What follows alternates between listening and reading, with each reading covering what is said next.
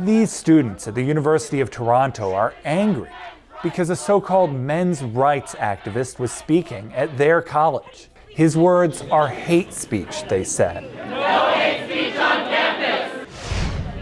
They stopped people like this man from getting in to see the lecture. I've never heard him before. We invite you to educate yourself. I just wanted to listen to it, but now I can't get in. The boy crisis. The so-called men's rights advocate speaking inside was Warren Farrell. For the first time in U.S. history, boys will have less education than their dads.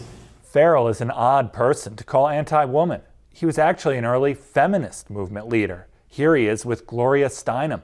But as he learned more, he started to disagree with parts of modern feminism. I don't agree with the part of feminism that says men are the oppressors and women are the oppressed. That part of feminism is sick. Men are running the government, they run most companies, they make more money. Our dads and our grandpas, they made sacrifices to make more money, and then the feminist movement turned all of that sacrifice on the part of men against men, and they haven't said, you were discriminated against men in your own way. You were obliged to earn more money, or we wouldn't even be thinking about marrying you. We wouldn't be thinking about having children with you. In his book, The Boy Crisis, Farrell notes that both sexes struggle. Today, boys are almost a third less likely to get college degrees than girls, twice as likely to commit suicide. Why is no one talking about this? Because we have believed for the last 50 years that men had all the privilege and men had all the power. Men and boys started falling behind when government began subsidizing single mothers. They tear the family apart by giving the money to mothers when fathers are absent and not giving money to mothers when fathers are present. That policy, part of the welfare system created in the 60s, helped lead to more households without fathers.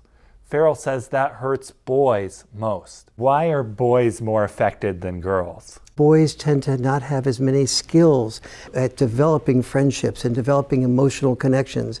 And so when the family connection breaks apart, it affects them more profoundly than it does their sisters. This 1989 CBS interview captured the changing attitudes after welfare programs started. I think I can make it as a single parent. But don't you think you might need help in raising that baby from a man?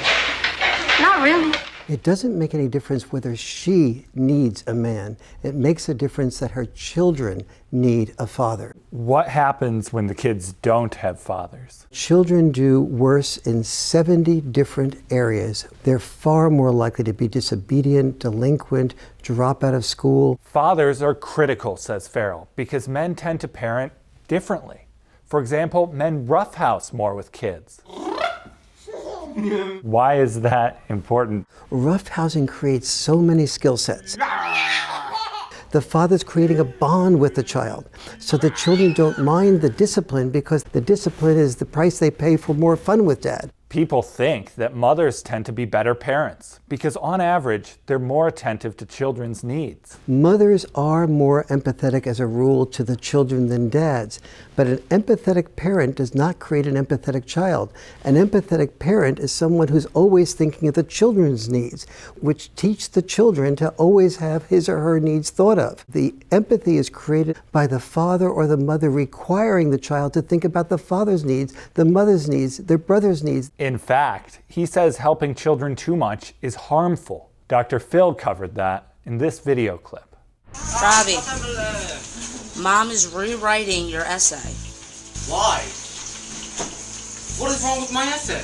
Listen, this is the first paragraph. You wrote, have no time to eat. You need to start with... Mom, I'm in middle school. I'm not in high school yet. You want me to try. Let me try. Don't do it for me, Mom. I really want to do it myself. Moms are filled with love, and they want to make sure their children do well. So they often do for the children.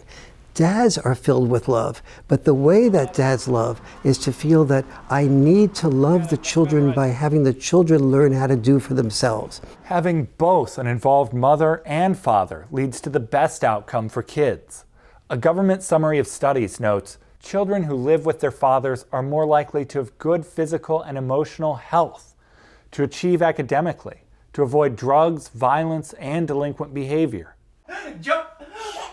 We need men to be involved in the fathering role to a much greater degree than they are and have been. Even when we control for the amount of money a father and mother earn, children with dads still do much better.